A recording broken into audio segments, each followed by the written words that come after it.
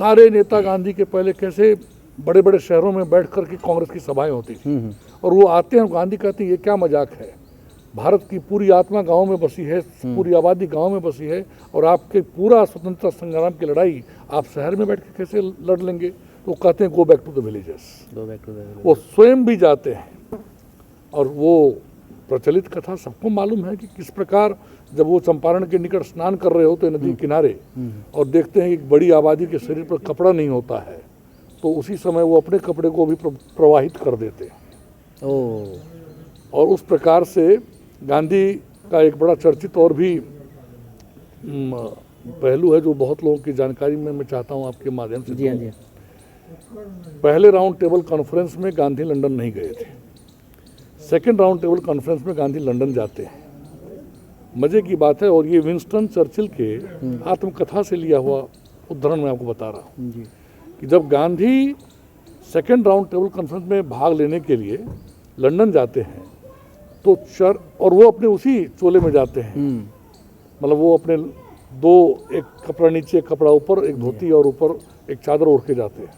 तो और चर्चिल दूसरी ओर पूरा ओवरकोट पहने हुए हैं, पूरा हैट लगाए हुए हैं, और चर्चिल एक व्यंग्यात्मक मुद्रा में गांधी को कहते हैं क्या गांधी जी आपके पास कपड़े नहीं थे।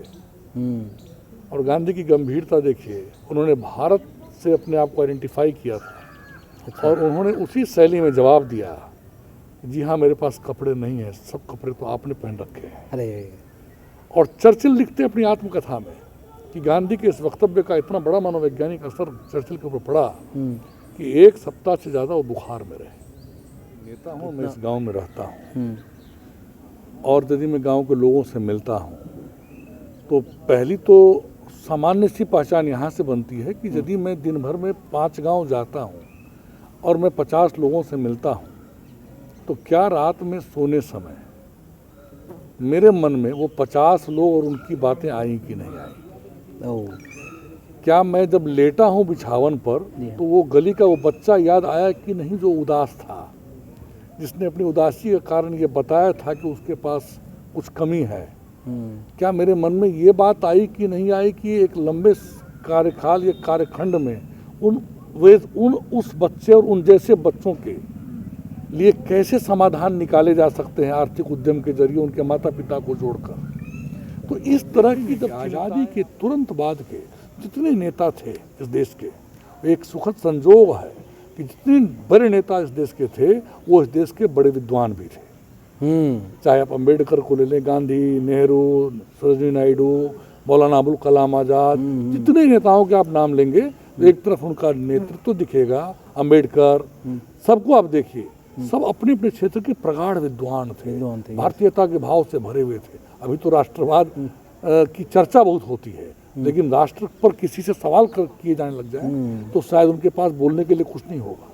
मैं तो हमेशा राष्ट्रवादी हूँ। सैचुरेशन पॉइंट अब बढ़ेगा, 5 साल 10 साल आते आते यकायक हम देखेंगे कि हमारे देश में फिर से लोगों का साहित्य, संगीत, सब चीज़ के प्रति रुझान बढ़ेगा। यही एक कारण था कि स्पीक मैके से मैं जुड़ा और आज तक जुड़ा।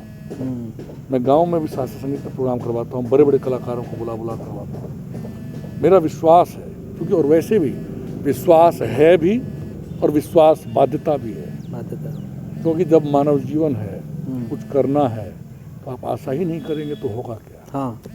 तो इसीलिए हम लोग को हमेशा आशा करना चाहिए, और नए साल में आपके माध्यम से आपके सारे लोगों को नवचिंतन के लिए प्रेरणा मिले, नवचिंतन करें, अपने आसपास के लिए सोचें। मैं हमेशा कहता हूँ देश की बात नहीं करिए, भारत का क्या होगा, बिहार का क्या होगा, अपने हिस्से का जो देश है, अपने हिस्से का जो बिहार है, उसके प्रति ईमानदार होइए। आपके हिस्से का देश अच्छा होगा, उतना हिस्सा देश और अच्छा हो जाएगा। आप अपने गांव में यदि सभी बच्चों को स्कूल में एनरोल करवाते हैं तो एनरोलमेंट रेशियो उतना देश के आंकड़े में बढ़ जाएगा। तो इसलिए बड़ी बातें करें, लेकिन उसके साथ साथ छोटे पहल भी करें। यही मेरा शुभकामना है, यही मेरा संदेश है। पढ़ें, जानें, खूब मजा लें, प्रकृति से जुड़िए। बातचीत के इस स्पेशल एडिशन में आज जो हमारे मेहमान हैं वो बहुत ही ख़ास है। इन्होंने यूपीएससी की तैयारी की, यूपीएससी मेंस का पर्चा भी लिखा, काफ़ी दिनों तक दिल्ली में रहे, फिर अलग अलग जगहों पे काम भी किया। दिल्ली यूनिवर्सिटी से ग्रेजुएट हैं और अभी वर्तमान समय में समस्तीपुर ज़िले में इनका कार्यक्षेत्र है। नाम है इनका श्री रंजीत निर्गुणी जी। आज हम लोग उन्हीं से बात करेंगे और उनसे समझेंगे कि आखिर एक अच्छी खासी ज़िंदगी दिल्ली में जब वो जी रहे थे तो ऐसा कौन सा फैक्टर था जो उन्हें अपने गांव ले आता है और क्यों उन्होंने गांव में रह कर के ही काम करना शुरू किया। तो बात करते हैं रंजीत निर्गुणी सर से। सर नमस्कार, स्वागत है आपका। सर सबसे पहला मैं ये जानना चाहूँगा आपसे कि आप अपने बचपने के बारे में बताएं और आपका जो बेसिक जो एजुकेशन हुआ वो कहाँ कहाँ पे हुआ, कैसे कैसे हुआ और एज अ चाइल्ड आप कैसे थे, वो थोड़ा सा बताएं सर। जी बचपन में जब मैं मुश्किल से 5 वर्ष का था जी, तो उसी वक्त दरभंगा में एक स्कूल है, Holi cross convent school, Darbhanga में। जी तो उसी विद्यालय में मैं 5 वर्ष की अवस्था में बोर्डिंग स्कूल में डाल दिया गया था और क्लास 6 तक मैं उसी बोर्डिंग स्कूल में पढ़ा। और वो मैं उस विद्यालय का मेरे पूरे व्यक्तित्व में बहुत बड़ा योगदान है। और मूल रूप से जो मेरी प्रारंभिक भाषाई क्षमता का निर्माण है, अच्छा, उसका सबसे बड़ा श्रेय होली क्रॉस कॉन्वेंट स्कूल को मैं देता हूँ। चाहे वो हिंदी हो चाहे वो अंग्रेजी, इंग्लिश। इन दोनों का श्रेय मैं उसी विद्यालय को देता हूँ अभी भी। उसके अलावा वहाँ बहुत सारे एक्स्ट्रा करिकुलर एक्टिविटीज़ ये सब थे, थिएटर वगैरह था। बचपन से ही हमारी आदत थी कि हम एक्स्ट्रा करिकुलर्स में बहुत पार्टिसिपेट करते थे। जी स्पीच का हो गया, थिएटर हुआ, सब कुछ में मैं बहुत आगे बढ़ चढ़ कर हिस्सा लेता था। और सर उसके बाद 10th वगैरह आपने कहाँ से किया और जो आपके कॉलेज का एजुकेशन है वो कहाँ कहाँ से हुआ? होली क्रॉस के बाद मेरौली की एक स्कूल थी, कर्नल सत्संगीत किरण मेमोरियल पब्लिक स्कूल, उसका एक ब्रांच यहीं पूसा में खुला था। अच्छा, तो मेरा 7th 8th और 9th का आधा हिस्सा वहीं भी था। उसके बाद में थोड़ा सा हेल्थ इश्यूज आ रहे थे, तो 10th क्लास मैंने बिहार बोर्ड से लिखा था। अच्छा, 10th के बाद मैं पटना चला गया, जहाँ इंटरमीडिएट मैंने साइंस सब्जेक्ट से किया। और उसके बाद मैंने इंजीनियरिंग का भी तैयारी किया। अच्छा अच्छा, उसमें सफलता बिल्कुल नहीं मिली और सच पूछे तो उस तरफ मेरा बहुत रुझान भी नहीं था। अच्छा, एक तरफ जहाँ केमिस्ट्री में मुझे बहुत इंटरेस्ट हुआ करता था, फिजिक्स मेरा उतना ही कमज़ोर था। और फिजिक्स के बिना इंजीनियरिंग का एग्ज़ाम देना ये बहुत करना, मुश्किल है, बहुत वो एक तरह से कहिए तो सामाजिक पारिवारिक दबाव के कारण हमने भी लिखने का काम जरूर किया, लेकिन आत्मा से दिल से लगकर नहीं किया था। तो उसका परिणाम यही मिला कि मैं क्वालिफाई नहीं किया। उसके बाद पटना में कुछ समय बिताने के बाद मैं 1995 में दिल्ली गया और मैंने दिल्ली से आर्ट्स विषय में, हिस्ट्री में मैंने अपना ग्रेजुएशन कंप्लीट किया। अच्छा, दिल्ली यूनिवर्सिटी से, दिल्ली विश्वविद्यालय के खालसा कॉलेज, जहाँ के शाहरुख खान भी स्टूडेंट हैं। वहाँ से बहुत पहले रहे होंगे। जी हाँ, जी हाँ, है ना। और ग्रेजुएशन के बाद जैसे कि एक नेशनल हॉबी ही होता था उस समय, अभी भी बहुत सारे बिहार के विद्यार्थी और नौजवान उसमें लगे हुए हैं। उसमें कुछ ज़्यादा ही क्रेज़ था यूपीएससी का। अच्छा, तो हम लोगों ने फिर वो यूपीएससी के एग्ज़ाम देने का काम किया। मेरा हिस्ट्री विषय था, साथ में सेकंड सब्जेक्ट में सोशियोलॉजी था। बाद में मैंने सेकंड अटेम्प्ट में बदल दिया था कि मैं मेंस लिखता था सोशियोलॉजी साइकोलॉजी से, अच्छा, प्रीलिम्स देता था हिस्ट्री से। ओ, तो मैं 3 सब्जेक्ट से, और अंततः उसके मेंस लिखने के बावजूद सफलता नहीं मिली।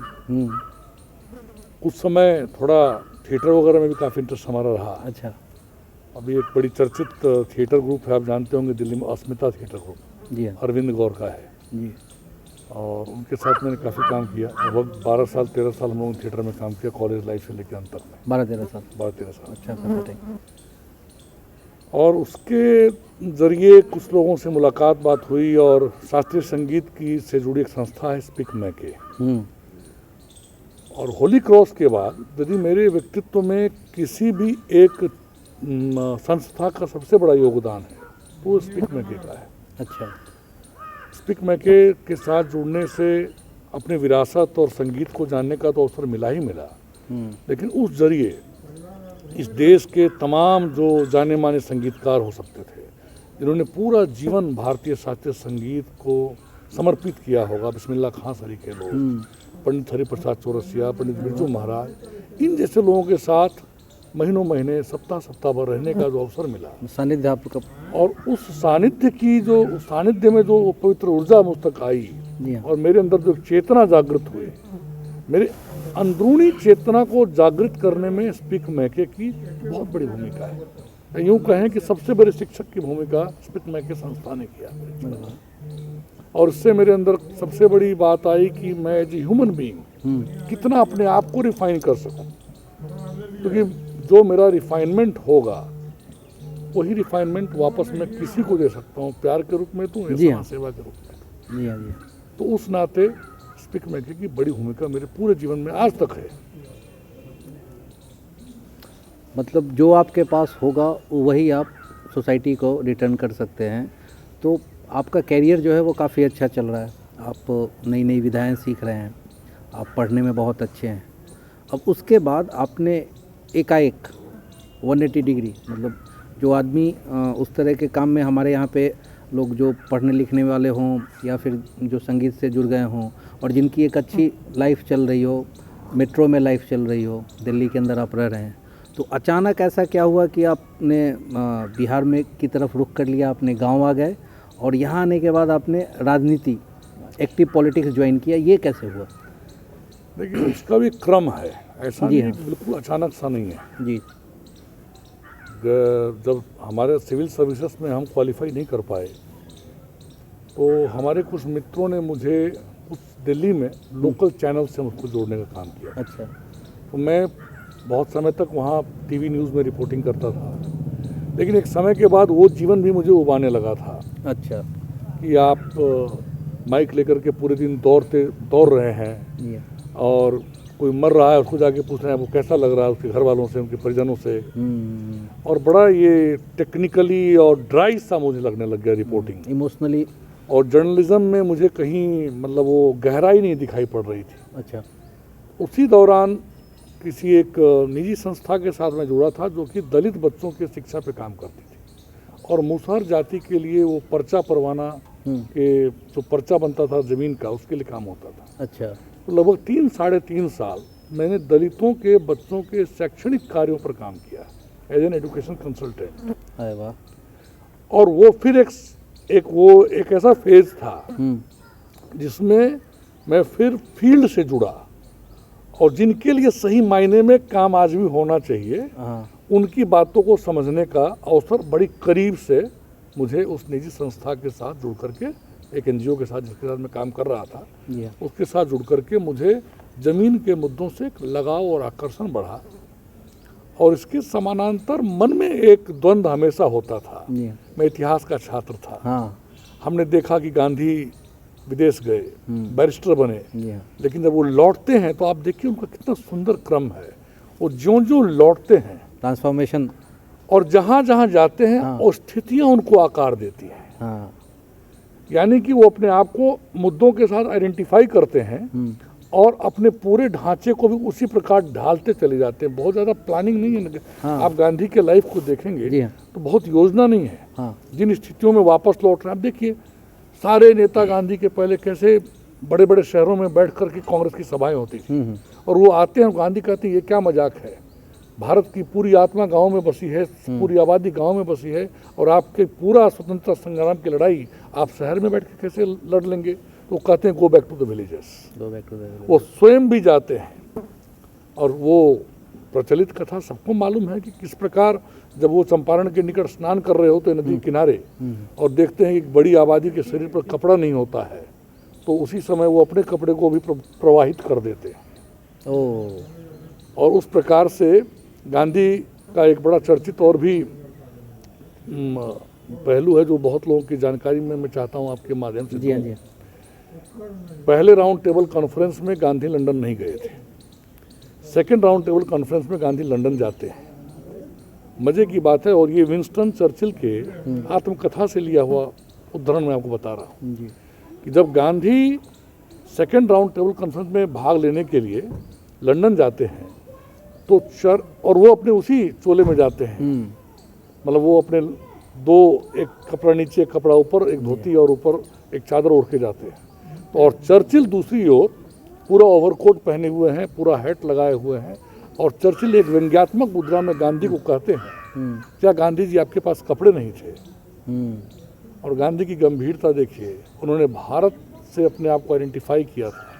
अच्छा। और उन्होंने उसी शैली में जवाब दिया, जी हाँ मेरे पास कपड़े नहीं हैं, सब कपड़े तो आपने पहन रखे हैं। अरे और चर्चिल लिखते हैं अपनी आत्मकथा में कि गांधी के इस वक्तव्य का इतना बड़ा मनोवैज्ञानिक असर चर्चिल के ऊपर पड़ा कि 1 सप्ताह से ज़्यादा वो बुखार में रहे। इतना तो आघात रहा। इस तरह के बहुत, एक ये तो मैंने गांधी का एक उदाहरण दिया, ऐसे कई उदाहरण हैं। और हम जब इतिहास में और भी गहराई में जाते हैं, जी प्राचीन भारत से लेकर के आज तक की पूरी दुनिया को देखेंगे, तो इतिहास के गति में हमेशा हर मोड़ पर कुछ ऐसे लोग सामने आते हैं जो अपना जीवन पूरे समय और समाज के लिए समर्पित कर देते हैं। अच्छा। तो उतना बड़ा तो नहीं, लेकिन हमें ये लगा कि कम से कम हम भी अपने गांव की तरफ लौटें। कोई ऐसी योजना बनाकर नहीं आया था अच्छा। कि राजनीति में जाना है, चुनाव लड़ना है, अच्छा। ऐसी कोई योजना नहीं थी। उस समय और परिस्थिति एक आकार रहती चली गई। आया, पहले किसी एक पार्टी विशेष के साथ थोड़ा बहुत समय रहा, लेकिन फिर मुझे अंदर से एक कॉल मिला कि मैं शायद उस राजनीति के लिए नहीं हूँ। और यहाँ पर मैंने पंचायती राज के तहत जिला परिषद का चुनाव लड़ा, अच्छे मत जिला से परिषद चुनाव से याद आया कि आपने बताया कि जब जिला परिषद का चुनाव आपने सोचा कि मैं इस चुनाव को लड़ूंगा, तो उससे पहले आपने सबसे पहले पंचायती राज व्यवस्था इसको लेकर के आपने स्टडी किया और पढ़ा। हमारे यहाँ तो लोग ऐसी जिला परिषद लड़ते हैं और बन जाते हैं, आपने वो डॉक्यूमेंट क्यों पढ़ना चाहा? देखिए, ये तो एक सामान्य सी बात है जी कि यदि अभी आपको पुनास से मेरे घर आना था, जी हाँ, तो आपने कम से कम 2-4 लोगों से पता तो जरूर जी किया हाँ। होगा कि पुनास से समस्तीपुर कैसे जाएंगे, वहाँ जी से हाँ। मुसरी गाड़ी कैसे जाएंगे। जी हाँ। और रास्ता पहले पता ही नहीं हो मेरे यहाँ आने का, तब तो आप गाड़ी लेके चारों बगल चक्कर लगाते रहेंगे, लेकिन मुझसे मुलाकात नहीं होगी। अभी हो भी यही रहा है, हो भी चाहे है। वो पंचायती राज का विषय उठा ले, और मुझे नहीं कहना चाहिए, ज़्यादातर विधानसभा के सदस्य और लोकसभा के सदस्यों के बारे में भी मैं ये कह रहा हूँ कि लोगों को ये पता नहीं है कि वो क्या करने के लिए आए।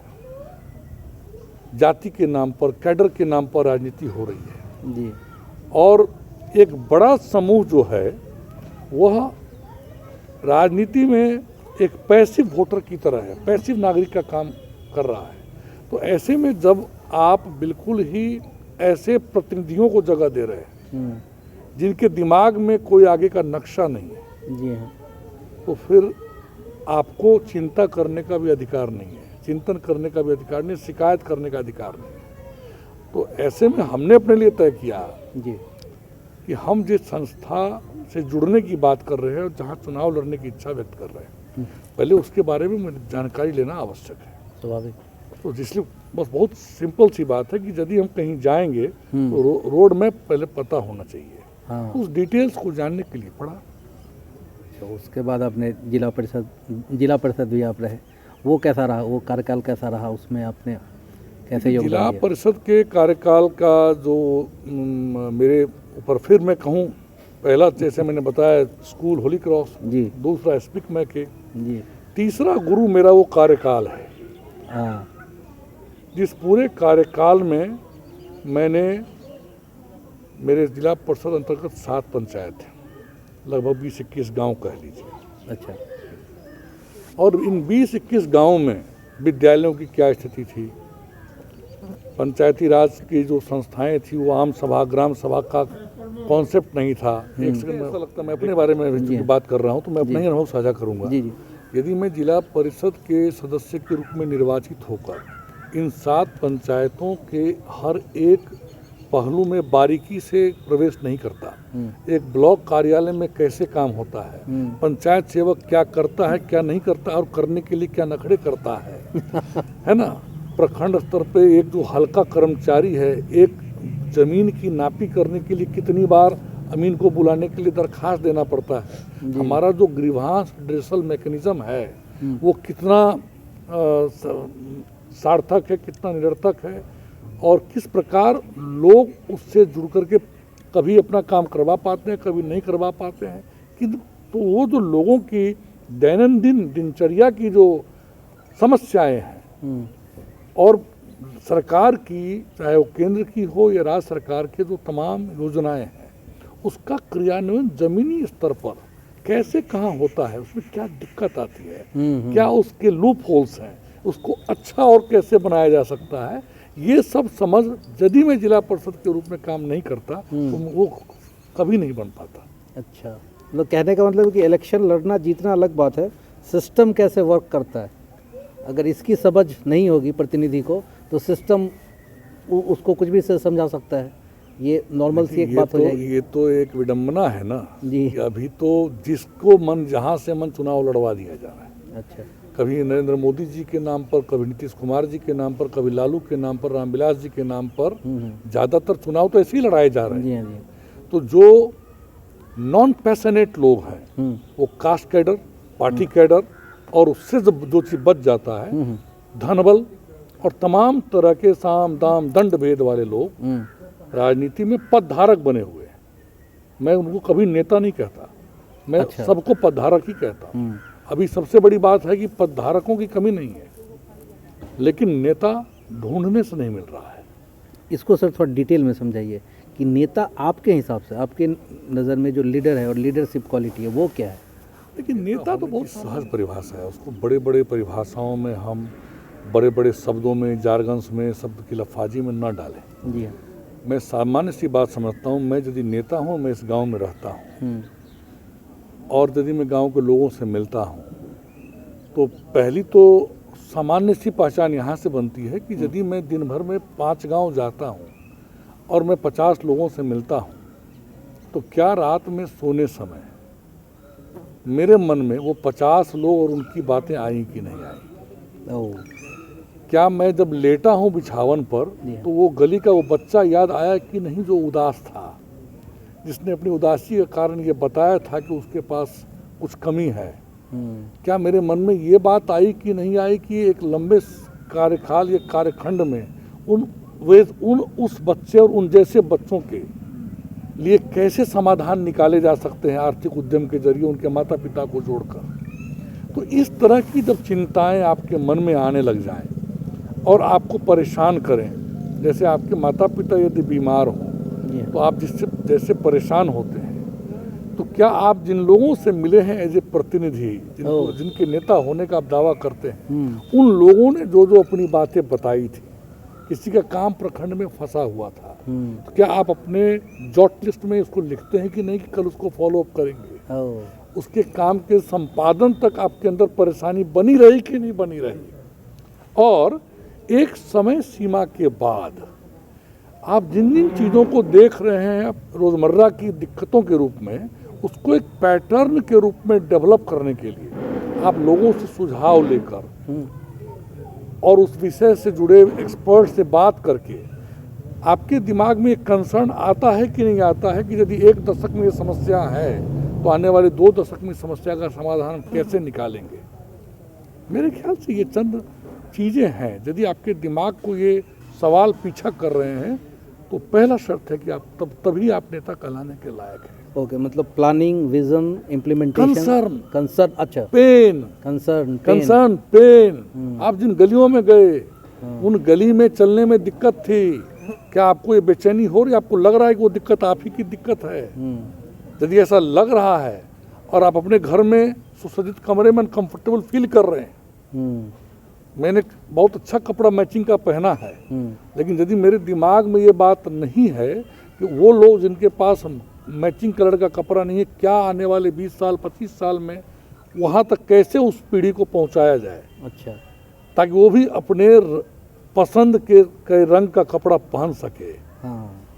तो वो एक विजनरी के रूप में आप चीज़ों को जब तक नहीं देखेंगे तो उसका एक ही तरीका है, छोटी छोटी बातों से शुरू करना, छोटी छोटी समस्याओं का समाधान करना।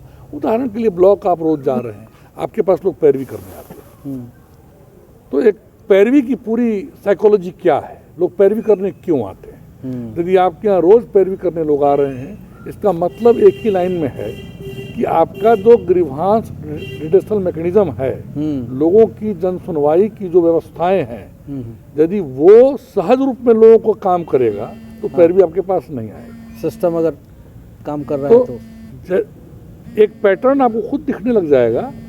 जैसे उदाहरण के लिए जाति प्रमाण पत्र बनाने के लिए कुछ पैसे मांगे जाए, कुछ समय सीमा से अधिक सीमा लगाई जाती है। अच्छा। मान लीजिए कि अमीन आपको अपने खेत नापने के लिए चाहिए, आपके पूरे प्रखंड में अंचल में 2 से 3 अमीन होंगे, भीड़ लंबी है। इस प्रकार से आप देखेंगे कि रोजमर्रा की जिंदगी में नाना प्रकार की समस्याएं होंगी। तो उन समस्याओं का संस्थागत समाधान कैसे निकलेगा, इस ओर आप क्या पहल करेंगे और क्या वो समस्याएं आपको बेचैन करती हैं कि नहीं करती। सही बात है, सही बात है। आपने पूरी बात बताई डिटेल में कि आपके अंदर वो क्वालिटी होनी चाहिए कि आप लोगों का दुख दर्द तकलीफ समझें और उसके लिए परमानेंट सॉल्यूशन के लिए आगे बढ़ें। From personal experience to institutional solutions. छोटी छोटी बातों में आप बड़े बड़े चीज़ों के लिए सूत्र देख सकते हैं। ठीक है। और उसके लिए आपके दिल में हमेशा बेचैनी हलचल मचा रहना चाहिए। वो नेता क्या है इसके अंदर हलचल नहीं है जिसके अंतः मन में 50 अच्छी बातें नहीं चल रही है। हम बार बार बोलते रहे विद्यालय में अब गुणवत्तापूर्ण पढ़ाई नहीं हो रही, गुणवत्तापूर्ण पढ़ाई नहीं हो रही है। अरे भाई, उसके बारे में सामाजिक पहल क्या होनी चाहिए, नहीं है तो वो कैसे ठीक होगा। आप इस बारे में यदि उतना बेचैन नहीं है जितना आप घर के प्लास्टर करवाने के लिए बेचैन होते हैं कि नहीं होते हैं? हाँ, होते हैं। आपका छत चूता आप छत ठीक करवाते हैं नहीं करवाते हैं? तो एक नेता को उतनी ही बेचैनी होनी चाहिए कि आज यदि मेरे गांव की ये दशा है तो इस दशा को ठीक कैसे करना होगा।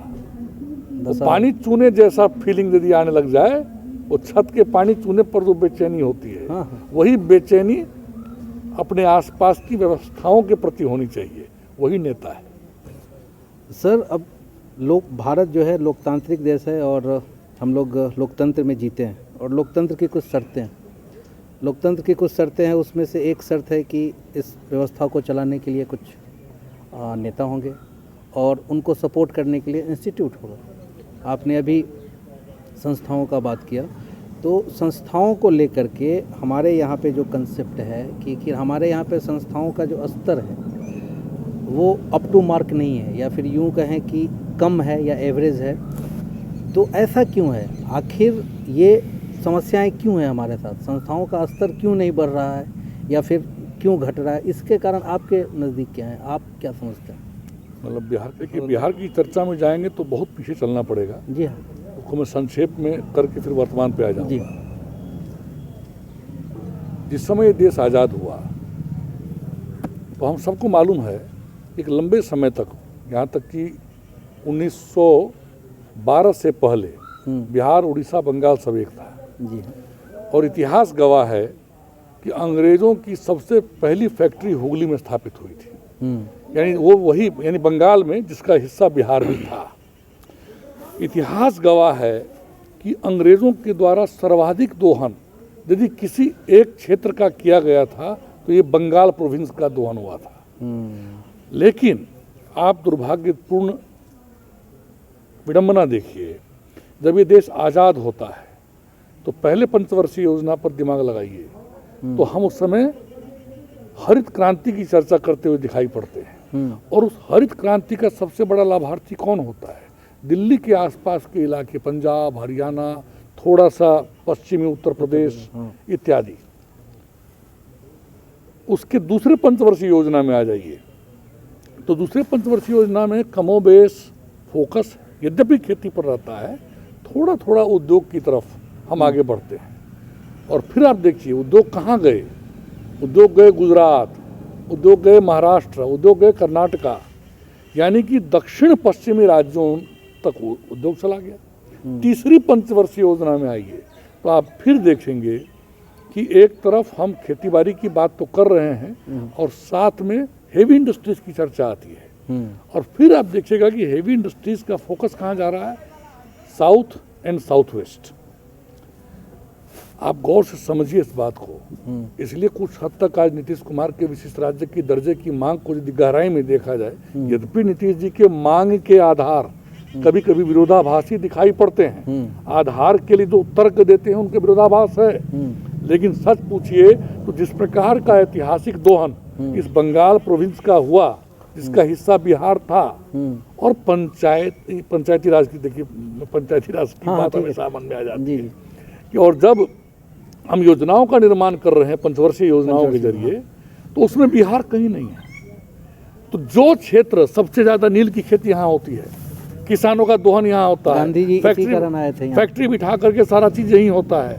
लेकिन बिहार आज़ादी के 25 साल बाद तक, 30 साल बाद तक कहीं भी पंचवर्षीय योजनाओं में बिहार और बंगाल जैसे प्रोविंस जो हैं जगह नहीं पाते हैं। तो एक तो इसका ऑटोमेटिक नेचुरल, तो फिर हम लोग आश्रित कौन चीज़ पे हो गए? तो फिर आप बिहार को जोड़ दीजिए अवध से, जो सेंट्रल प्रोविंस उस समय का कहलाता था। तो ये जो पूरा का पूरा इलाका था वो अपनी बुद्धिजीविता के लिए जाना जाता था। और यही कारण आप देखेंगे बंगाल से लेकर बनारस और अवध तक एक से एक विद्वान इस देश में हुए। रविन्द्रनाथ टैगोर हुए, रामकृष्ण परमहंस हुए, विवेकानंद हुए, राजा राम मोहन राय हुए, इस तरह के मोतीलाल नेहरू हुए, जवाहरलाल नेहरू हुए, मौलाना अबुल कलाम आज़ाद हुए, सरोजिनी नायडू हुई। सबका क्षेत्र देखिए क्या है।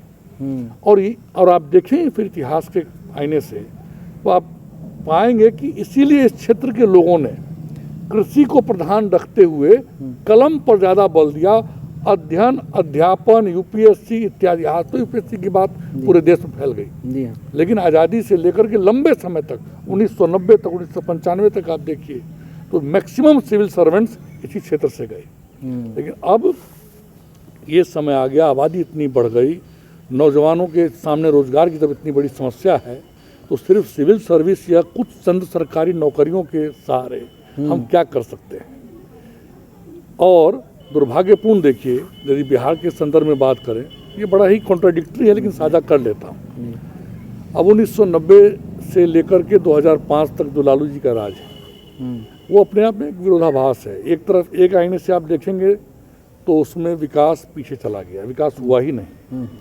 दूसरे आईने से यदि आप देखेंगे तो एक जो सामाजिक समावेशन की प्रक्रिया हुई, एक अदृश्य विकास जो हुआ, गैर सवर्णों की जो सहभागिता सामाजिक राजनीतिक क्षेत्र में शुरू हुई, वह अभूतपूर्व था। अच्छा, वह अभूतपूर्व था। ये अलग बात है कि लालू जी अपने उस गैर सवर्णों के सामाजिक राजनीतिक समावेशन को किसी आर्थिक पहल से नहीं जोड़ पाए। यदि उसको जोड़ दिए होते तो आज उसको आवाज भी मिलता और रोटी के लिए भी कुछ उपाय मिल गया होता। तो फिर क्या हुआ कि वो जातिगत राजनीति जो है वो एक प्रधानता का रूप ले लिया और यहाँ पर नई बातें, इंडस्ट्रीज की बात, एजुकेशन की बात, हायर एजुकेशन की बात, ये बातें बिल्कुल बैकसीट में चली गई। सिर्फ एक ही बात होने लग गई कि सवर्ण बनाम गैर सवर्ण, सवर्ण बनाम गैर सवर्ण, ऐसी चर्चाएं प्रचुरता में आने लग गई। और यहाँ से बिहार जो है स्टेगनेंट हो गया, जम गया, एक तरीके से रुक सा गया, एकदम रुक सा गया। अब नीतीश जी आते हैं 2005 में, तो नीतीश जी आते हैं तो भाई उनको हमने कैसा राज्य, उस समय की राज्य की स्थिति क्या थी, उनको एक उजरा हुआ चमन मिला एक प्रशासक होने के नाते। और इसीलिए पहले कार्यकाल में आप देखिए नीतीश जी ने पूरा का पूरा फोकस लॉ एंड ऑर्डर पे लगाया, पूरा फोकस रोड एंड इंफ्रास्ट्रक्चर पे लगाया। उसके दूसरे कार्यकाल के मध्य तक सब कुछ चल रहा था, लेकिन फिर अब पॉलिटिकल इतना न उठा पटक यहाँ होता है, जाति के आधार पर, पार्टी के आधार पर, अलायंस के आधार पर। मैं तो आज भी कह रहा हूँ, ये आज तक लागू हो रहा है। बिहार पॉलिटिकल ईगो के लड़ाई का शिकार है। अभी भी यदि ईमानदारी से गौर से हम आज की राजनीतिक व्यवस्था को देखें तो आप पाएंगे कि बिहार अभी भी पॉलिटिकल ईगो की लड़ाई में ही पिस रहा है। अब देखिए बिहार की बलि केंद्र कैसे चलाता है। मैं भारतीय जनता पार्टी से हूँ, लेकिन अपनी पार्टी की पद्धतियों को, कि मैं बिहार में बैठा हूँ तो मैं तो बिहार के चश्मे से ही अपनी पार्टी को देखता हूँ, उसके व्यापक नज़रिए को भी देखता हूँ, समझता हूँ, राष्ट्रीय स्तर पर उसकी भूमिका को की सराहना करता हूँ, इसलिए उसका हिस्सा भी हूँ। लेकिन जब मैं बिहार में बैठकर अपने पार्टी के पूरे स्टैंड को देखता हूँ तो आप गौर से समझिए बात को। अभी यूपी का चुनाव आ गया तो चर्चा क्या होगा, यूपी के चुनाव तक बिहार में हम कोई छेड़खानी नहीं करेंगे राजनीति में। अच्छा, किसी से, नीतीश जी से कोई पंगा नहीं लेना, ये नहीं करना, वो नहीं करना। जब यूपी का चुनाव चला जाएगा तो किसी अन्य राज्य जैसे मणिपुर का आ जाएगा, पंजाब में चुनाव होना है इसका आ जाएगा। तो बिहार को मैं देख रहा हूँ कि हर 5 वर्ष में कभी पहले के चुनाव, कभी बाद के चुनाव के डर भय लोकसभा विधानसभा से जोड़ते हुए यहाँ स्थिति क्या आ रही है, ये सिर्फ एक बैलेंस करने का काम करता है।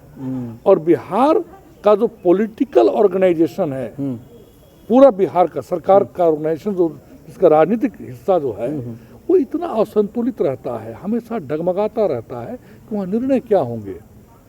जब हम पूरे समय गठबंधन मैनेज करने में लगे हुए हैं, अच्छा, तो हम सरकार कैसे चले और बिहार के किस हिस्से में हम उद्योग लगावे, बिहार के किस हिस्से में हम कृषि के कुछ और नए एक्सपेरिमेंट करें, इसके हो रहा है, सब हो रहा है। लेकिन अभी जितनी बातें हम कर रहे हैं डेवलपमेंट के नाम पर, उसमें नयापन बहुत ज़्यादा नहीं है। नयापन नहीं है। इंडस्ट्री की बात शाहनवाज जी उठा रहे हैं बार बार, लेकिन हम सबको महसूस हो रहा है कि शाहनवाज जी को इस पूरे अभियान को कम से कम 1 दशक तक लेके जाना होगा। 1 दशक कम से कम मैं बता रहा हूँ, क्योंकि ऐसी बातें पहले भी हुई हैं।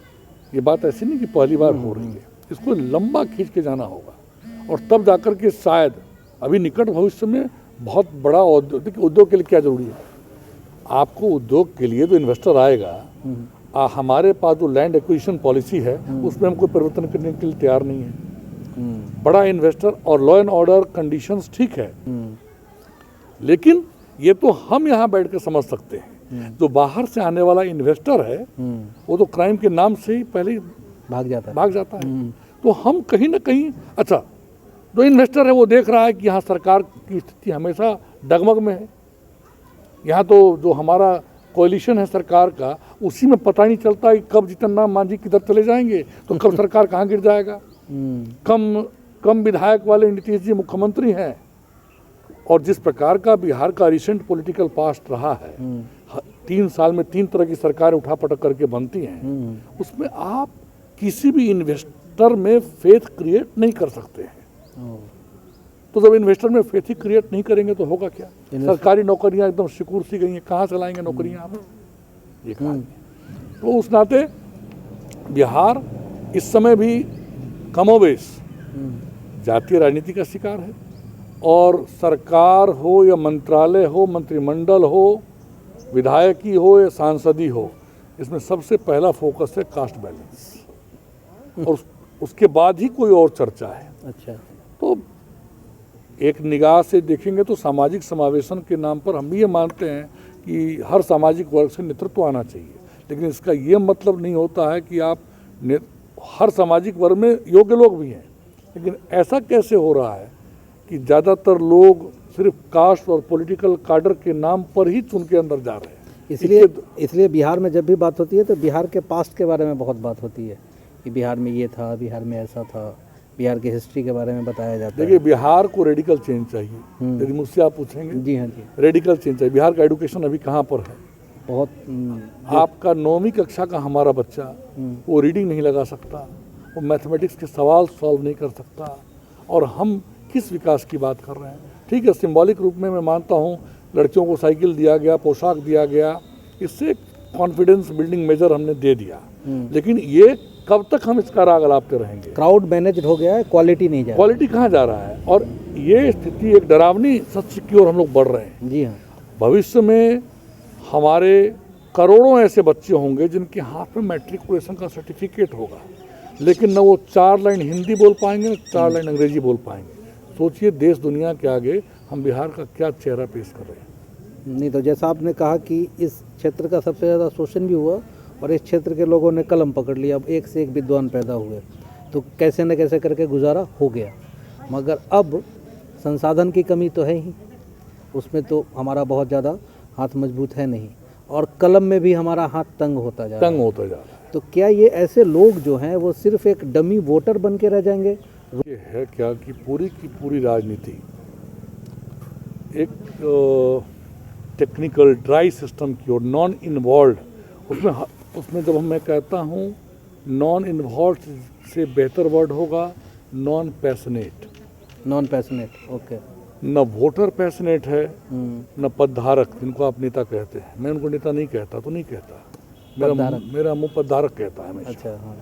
चाहे वो किसी पार्टी के संगठन के पदधारक हों, चाहे सरकार के पदधारक हों, चाहे विधानसभा के विधायक के रूप में पदासीन हो, अच्छा, चाहे वो संसद में सांसद के रूप में पदासीन हो, अपवादों को छोड़ दें तो इनमें से ज़्यादातर पदधारक। और आपने बिल्कुल सही कहा, ये तो पूरी की पूरी जीवन शैली ही वैसी होती जा रही है कि जहाँ बच्चे पहले रोने पर उनको हम टॉफ़ी दिया करते थे, मत दिया करते थे, अब बच्चे रोते उनको मोबाइल हम दे रहे हैं। अब अभी हाल फिलहाल में एक पढ़ रहा था रिपोर्ट कि 1000 में एक बच्चा यानी 0.1% बच्चे ऑटिज्म के शिकार हो रहे हैं। अब सोचिए हमारा देश किस दिशा में अग्रसर हो रहा है, जहाँ 1 लाख में 100 बच्चा ऑटिज्म का शिकार हो रहा है।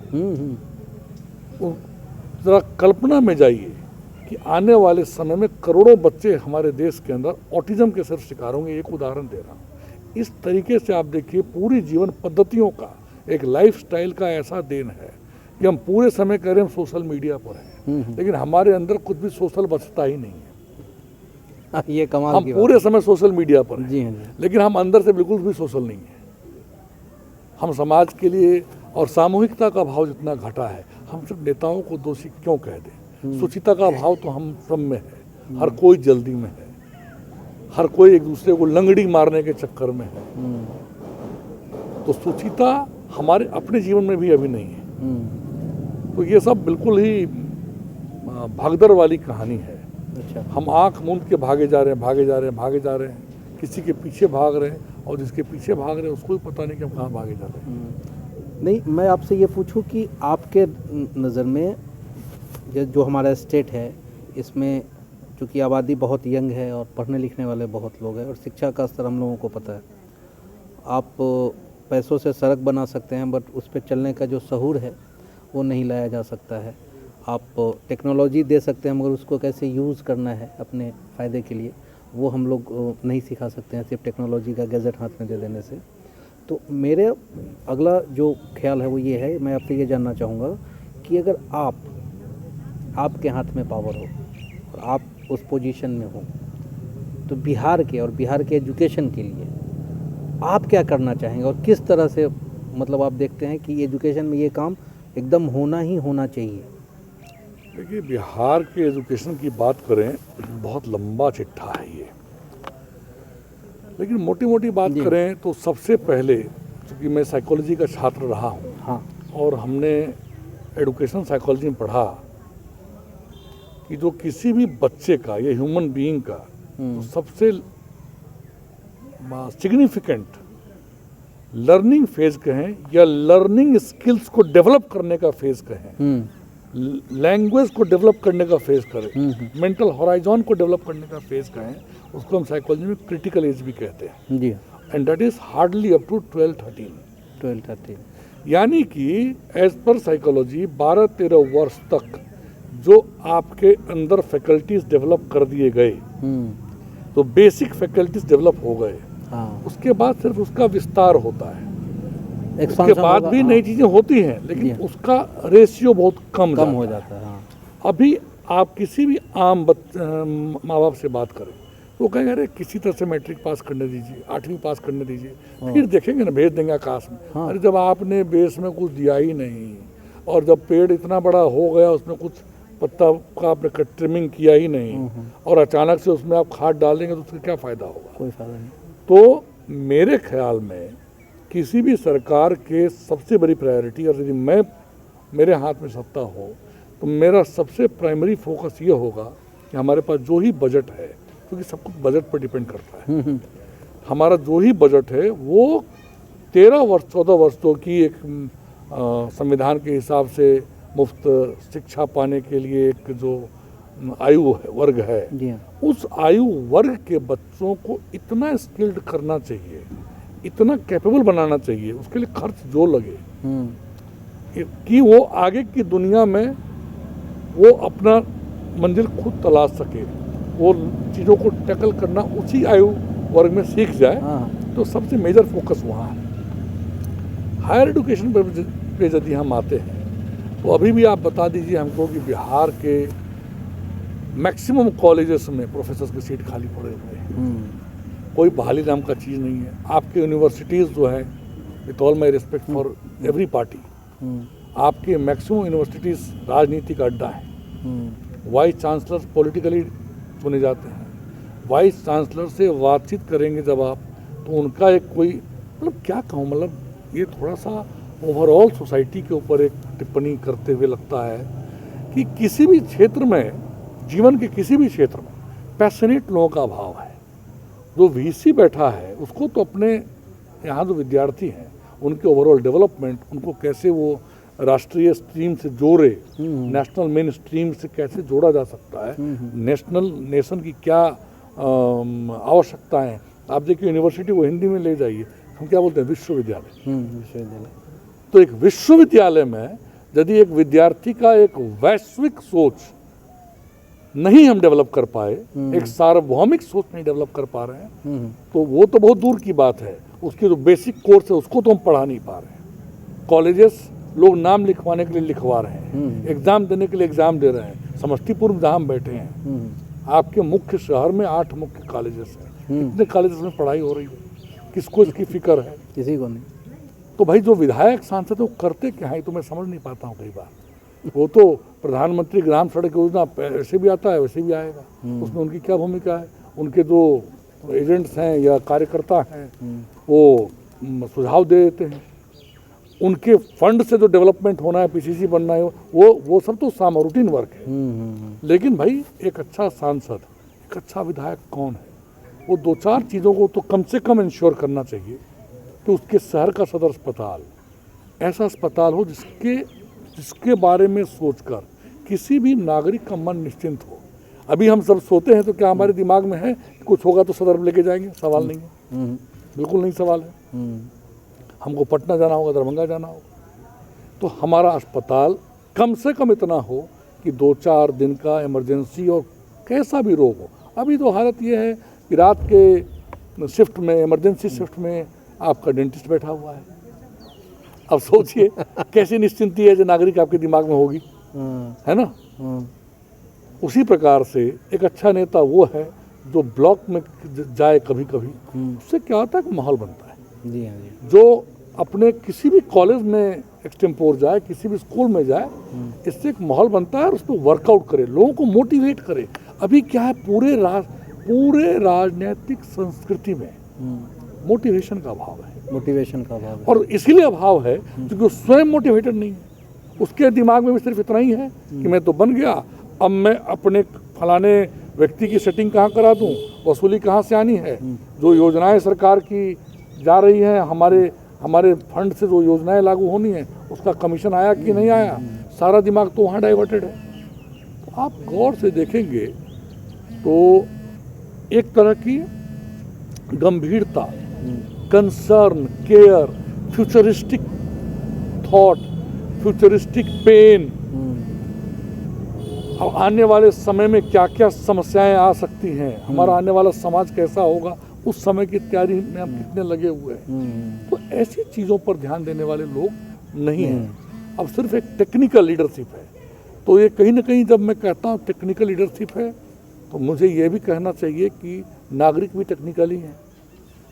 नागरिक के अंदर कहाँ कंसर्न है? कितने गाँवों में अब लोग बैठते हैं साथ में, कितनी जगह सभाएं हो रही हैं नागरिकों की बात करने के लिए। हर कोई बिजी है, हर कोई टेंशन में है, हर कोई 2 पैसे कमाने की जल्दबाजी में है, सबको 2 मिनट में सब कुछ चाहिए। अब जरा सोचिए 1757 में प्लासी का युद्ध होता है, 1947 में देश आज़ाद होता है, 190 साल में 6 पीढ़ियाँ गल गई, तब जाके देश आज़ाद हुआ।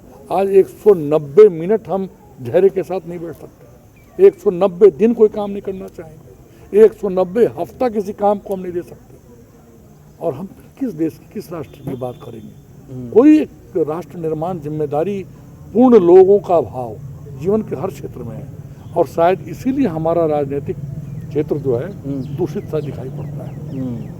अन्य क्षेत्रों में लोग अच्छे दिखाई पड़ेंगे तो वो भी ठीक हो जाएंगे, लेकिन जब हम ही सुचिता का, जब आम समाज ही सुचिता को नहीं जिएगा तो उसका तो प्रतिनिधि क्या होगा? आजकल तो कॉमेडियन प्रतिनिधि सब हो गए, आते हैं, हंसाते हैं, बुलाते हैं, भाषण दिया, कोई कॉन्क्रीट स्पेसिफिक बात नहीं हो। देखिए ये सबसे इम्पोर्टेंट बात अभी दे रहा हूँ और जिसकी वजह से मुझे लगता है भारी सामाजिक स्तर में गिरावट और ख़ास करके युवाओं के सोच में हल्कापन, गंभीरता का अभाव जीवन के हर क्षेत्र में क्यों है? जैसा कि मैंने आपको बताया, धैर्य की संस्कृति अब समाप्त हो गई है। अब धैर्य की संस्कृति है नहीं, हर कोई जल्दबाजी में है। उसके पीछे कारण क्या है कि आपका जो इनर बौद्धिक निर्माण है वो हो नहीं पा रहा है। जी हाँ। बौद्धिक निर्माण क्यों नहीं हो पा रहा है? आज का नौजवान 25 वेबसाइट पढ़ता है, वो पोगो जी क्या क्या खेल खेलता है, 50 गेम खेलता है, 25 बार वो ट्वीट करता है, 50 तरह के इंस्टाग्राम को यूज़ करता है। लेकिन यदि आप उससे बोलेंगे कि किसी एक अच्छे लेखक की कोई संपादकीय पढ़ जाओ, कोई एक साहित्य का किताब पढ़ जाओ, किसी कवि का नाम पूछिएगा तो बौखला जाता है। वो हिंदी ऑनर्स का विद्यार्थी है और उससे पूछिए कि भाई रामधारी सिंह दिनकर की 10 कृतियाँ बताओ, तो कहता है भूल गए। तो ये एक समय है, इसको बड़े गहरे में समझने की आवश्यकता है, क्योंकि मुझे लगता है राजनीति और समाज सबको मिलाकर आने वाले समय की सबसे बड़ा खतरा, सबसे बड़ी चिंता, सबसे बड़ा मांग क्या है। देखिए, जब प्राचीन भारत में, आप गौर से समझिए विषय को, जब लोहा का आविष्कार होता है 6ठी सदी ईसा पूर्व में, तो लौह उपकरण आए तो खेती आसान हुआ, उत्पादन ज़्यादा हुआ। उत्पादन जब ज़्यादा हुआ तो मुनाफा आया, और मुनाफा जब भी आता है तो चोरी के लक्षण भी साथ में लेके आता है। सामाजिक उथल पुथल भी होता है, मूल्यों में भी ऊपर नीचे होते हैं। आप खूबसूरती से देखिए इस ऐतिहासिक विकास को, बड़ा आपको एक समझ बनेगा। तो एक तरफ जहाँ भौतिक विकास और भौतिक विकास से उपजने वाला उथल पुथल आता है, तो दूसरी तरफ बौद्धिक आध्यात्मिक क्षेत्र में गौतम बुद्ध, महावीर, है ना, मक्खाली गोसाल, चारवाक, सुश्रुत, तमाम तरह के चिंतक विचारकों का प्रादुर्भाव होता है, जो कि उस भौतिक विकास से उपजे उथल पुथल का संतुलन करता है। मध्यकालीन भारत में 3 प्रतीक देकर के बात समाप्त कर दूंगा। मध्यकाल में आइए, जब इस्लाम और हिंदू, जब इस्लामिक राज्य स्थापित हो रहा होता है, सल्तनत और मुगलई, इन सब के बीचों बीच जाहिर सी बात है 2 संस्कृतियों का टकराव था। आर्थिक व्यवस्थाएं फिर उथल पुथल में जा रही थी, स्थापत्य कलाओं में परिवर्तन आ रहे थे, तो फिर भौतिक जगत में आए परिवर्तन से काफ़ी तनाव, उथल पुथल, मूल्यों का हरण सब हो रहा था। लेकिन फिर देखिए, उसी समय में आप देखिएगा कबीर, एकनाथ, तुकाराम, गुरु नानक, है ना, मीराबाई, इस्लाम में आएंगे तो निज़ामुद्दीन औलिया, अमीर खुसरो। आप देखिए कितना भक्ति आंदोलन, सूफी आंदोलन, भक्ति में निर्गुण आंदोलन, सगुण आंदोलन, कृष्ण उपासक, राम उपासक, निर्गुण आंदोलन में कबीरनाथ, कबीरदास, एकनाथ, तुकाराम। उधर देखेंगे तो सूफी मूवमेंट चल पड़ता है। इससे क्या होता है, फिर भौतिक और बौद्धिक आध्यात्मिक संतुलन बनता है। तीसरा चरण में आइए, अंग्रेजों के का जो पूरा काल है उसको देखिए। तमाम अंग्रेजी हुकूमत जब यहाँ देश में अच्छे से घर कर गई और जगह जगह उनके इंडस्ट्रीज लगने लग गए और दोहन होने लग गया, रेल आया, 50 तरह की भौतिक क्रांति आई, और चाहे वो भौतिक क्रांति या आर्थिक उन्नति अंग्रेज अपने ही प्रयोग के लिए कर रहे थे, बावजूद उसके एक सत्य यह है कि फिर से एक बार मूल्यों में उथल पुथल आया, सामाजिक ढांचा आगे पीछे हो रहा था। आप देखिए कितनी खूबसूरती के साथ रामकृष्ण परमहंस, विवेकानंद, राजा राम मोहन राय, ईश्वर चंद्र विद्यासागर और तमाम लोग अपने बौद्धिक आध्यात्मिक मुहिमों से फिर उसको वो गैप को भरने का काम करते हैं। उतना ही नहीं, आप देखेंगे कि आज़ादी के तुरंत बाद के जितने नेता थे इस देश के, एक सुखद संजोग है कि जितने बड़े नेता इस देश के थे वो इस देश के बड़े विद्वान भी थे। चाहे आप अम्बेडकर को ले लें, गांधी, नेहरू, सरोजिनी नायडू, मौलाना अबुल कलाम आज़ाद, जितने नेताओं के आप नाम लेंगे एक तरफ उनका नेतृत्व दिखेगा, अम्बेडकर, सबको आप देखिए, सब अपने अपने क्षेत्र के प्रगाढ़ विद्वान थे, भारतीयता के भाव से भरे हुए थे। अभी तो राष्ट्रवाद की चर्चा बहुत होती है, लेकिन राष्ट्र पर किसी से सवाल किए जाने लग जाए तो शायद उनके पास बोलने के लिए कुछ नहीं होगा। मैं तो हमेशा कहता हूँ, आखिरी अब देखिए 1990 से अब तक का एक दौर है, 30 साल का लगभग। बीते 3 दशक में भारत जैसे देश में इतने औद्योगिक और तकनीकी विकास कह लें, प्रगति कह लें, दुर्गति कह लें, जो भी हुआ, बीते 3 दशक में इतना औद्योगिक विकास और आर्थिक उथल पुथल हुआ जो बीते 100 साल में नहीं हुए थे। लेकिन दुर्भाग्य देखिए, आज़ाद भारत में अभी तक आपको एक भी बौद्धिक, आध्यात्मिक, समानांतर जो आंदोलन होना चाहिए उसको लेकर आगे बढ़ने वाले कोई नहीं है। और पता नहीं, मैं एक आशावादी इंसान हूँ, मुझे ऐसा लगता है, आज सुबह ही किसी एक फ्रेंड से मैं बात कर रहा था तो इसी चर्चा चल पड़ी जी, और मैं अभी भी आशावादी हूँ। सैचुरेशन पॉइंट अब बढ़ेगा, 5 साल 10 साल आते आते एकाएक हम देखेंगे कि हमारे देश में फिर से लोगों का साहित्य, संगीत, सब चीज़ के प्रति रुझान बढ़ेगा। यही एक कारण था कि स्पीक मैके से मैं जुड़ा और आज तक जुड़ा। मैं गांव में भी शास्त्रीय संगीत का प्रोग्राम करवाता हूँ, बड़े बड़े कलाकारों को बुला करवाता हूँ। मेरा विश्वास है, क्योंकि और वैसे भी विश्वास है भी और विश्वास बाध्यता भी है। क्योंकि जब मानव जीवन है, कुछ करना है, तो आप आशा ही नहीं करेंगे तो होगा क्या। तो इसीलिए हम लोग को हमेशा आशा करना चाहिए, और नए साल में आपके माध्यम से आपके सारे लोगों को नवचिंतन के लिए प्रेरणा मिले, नवचिंतन करें, अपने आसपास के लिए सोचें। मैं हमेशा कहता हूँ, देश की बात नहीं करिए, भारत का क्या होगा, बिहार का क्या होगा, अपने हिस्से का जो देश है, अपने हिस्से का जो बिहार है, उसके प्रति ईमानदार होइए। आपके हिस्से का देश अच्छा होगा, उतना हिस्सा देश और अच्छा हो जाएगा। आप अपने गांव में यदि सभी बच्चों को स्कूल में एनरोल करवाते हैं तो एनरोलमेंट रेशियो उतना देश के आंकड़े में बढ़ जाएगा। तो इसलिए बड़ी बातें करें, लेकिन उसके साथ साथ छोटे पहल भी करें। यही मेरा शुभकामना है, यही मेरा संदेश है। पढ़ें, जानें, खूब मजा लें, प्रकृति से जुड़िए। लोग प्रकृति से दूर हट रहे हैं, इसलिए तमाम तरह की बीमारियों के शिकार हो रहे हैं। इन्हीं बातों के साथ फिर मिलेंगे, बातचीत होगी। जरूर। आप तो बातचीत ही, आपका नाम ही है प्रोग्राम का। हाँ जी हाँ। तो आज की बातचीत रोकने का तो मन नहीं कर रहा है, क्योंकि जब आप किसी अच्छे पढ़े लिखे इंटेलेक्चुअल आदमी से बात करते हैं तो आपकी संभावनाओं का भी विकास होता है, और सुनना चाहिए, जानना चाहिए। जितनी सादगी और जितना क्रिस्टल क्लियर एग्जाम्पल के साथ इन्होंने पूरा परिदृश्य समझाने का कोशिश किया है, उम्मीद है कि आने वाले समय में ये हम सब के लिए एक बहुत ही फ़ायदेमंद बातचीत साबित होगी। सर को जाना है और बातचीत रोकने का तो दिल नहीं है, मगर समय की कुछ अपनी लिमिटेशंस हैं। तो आज के लिए धन्यवाद। थैंक यू सर, आपने हमें समय दिया, इसके लिए बहुत बहुत धन्यवाद। कोई बात नहीं।